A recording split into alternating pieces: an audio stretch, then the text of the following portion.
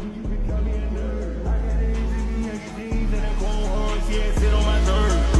handle connects way up high.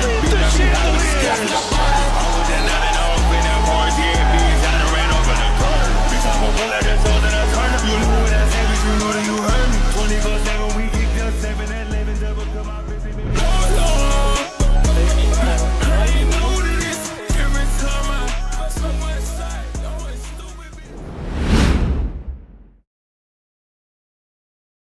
Welcome to the Vol Core Network. I'm Elijah Edwards, and today we're going to be talking a little bit about Nico Iamaleava starting for my favorite Tennessee Volunteers. I think this is a big decision by Heupel right here. This changes the outlook on this entire bowl game right now. This Iowa bowl game has gone from an, I might watch it depending on what I'm doing, to this is a must watch. Every Tennessee fan is going to be watching this game. This is going to be a big moment for Nico. And my question is, how will he handle the pressure? How will he handle the pressure of being a starting quarterback at a Power 5 football program? And I think it'll depend. I could see it going both ways. He's gonna make rookie mistakes. It's not gonna look pretty at times.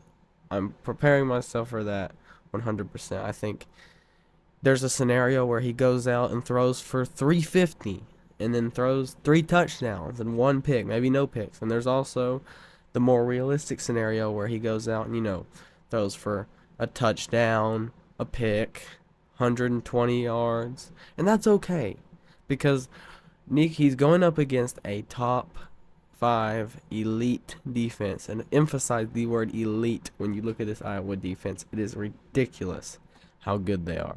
Now, on the flip side of that coin, atrocious offense, like absolutely terrible offense Iowa has, like beyond terrible. I think they're 130th in FBS offensive wise for like yards. And that's like literally like the worst in FBS. It's ridiculous how bad they are. But that doesn't apply to Nico at all. So it'll be interesting to see how he handles the defense. Because what Iowa tries to do is they stop the run. They're going to stop our run game. There's no way they don't at least limit our run game to an extent. And they're going to force Nico to throw it, because that's what they've done with every team they've played. They've forced the quarterback to throw it. They play soft zone coverage with a bunch of movement to try to fool the quarterback into throwing a pick, which I think that's one of the reasons I think Nico's going to throw a pick, is because they're going to fool him into throwing a pick, because freshman quarterback's going to make mistakes like that. It's just how it rolls. Young guy, got the jitters, still getting used to the game, still getting used to the speed of the game. Game hasn't quite slowed down yet, hasn't slowed down for him, so it'll be an interesting game. I think every Tennessee fan needs to watch this game, because we're seeing the future of Tennessee football stepping on the field, on the turf, and potentially the quarterback to lead us to a college football playoff, and potentially the quarterback to lead us to a national championship. I'm not saying he's going to lead us to the playoffs. I'm not saying he's going to lead us to the championship, but that's the kind of stakes that this game is turned into. Seeing what the future of Tennessee, not what it will look like, because he could go out and be terrible and then play good next season. More of what the trajectory could be. Like, it's kind of like a little taste of what we might see next year. And I think we shouldn't be too hard on the mistakes he makes. Focus more on the things that he does that are good. Because he's going to make mistakes, period. And he's going to make mistakes. But the things that he does well, I think we should focus on that, because that's what's going to shine through next season. I don't think many of the mistakes he makes this game will go and, kind of bleed through to next season. I don't think that's going to happen. So, obviously, I think it's the perfect decision for Heupel. I don't think he could. This is the absolute right decision. There is no way in any universe that Joe should have started that football game, because you've got to get Nico time. He needs playing time. He didn't get any this year, basically, because Joe failed to handle business against very bad teams like Austin P. And he didn't get any time against them, and then didn't get much time against Virginia because we kind of hung around with them for a little bit. Didn't get that much time against Vandy because we hung around with them for a little bit. Heck, he didn't even get too much time against UConn. He did get, I will say, like a solid quarter and a half against UConn, but still would have liked to see him get a full half in.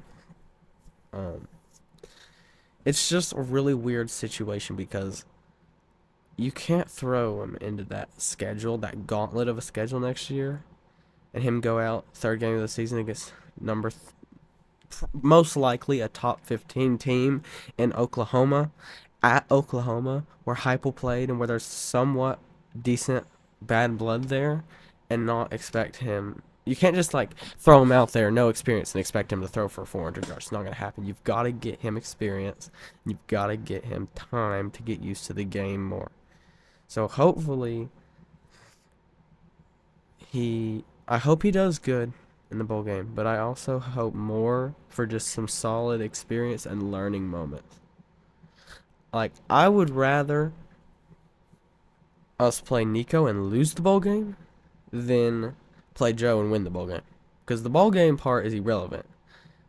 The Nico Iamaleava part is the relevant part. Because he is the key holder to the next 2 or 3 years at Tennessee. So it's going to be really interesting. I'm excited to see it. So just wanted to get on and talk about that a little bit. Just comment down below what you think about Nico starting, whether it was the right decision by Heupel, the wrong decision. Maybe you think should have waited till next year because Iowa's a really good defense. I don't know. Just let me know. It's me signing off. Valcore. I'm excited to make some new videos. I'm excited to start posting and be an influencer. I'm obviously new to this stuff, as you have noticed. And no, don't expect this video to be perfect. It's the first video ever. It'll get better over time, I promise. Hope you guys have a wonderful, great rest of your day.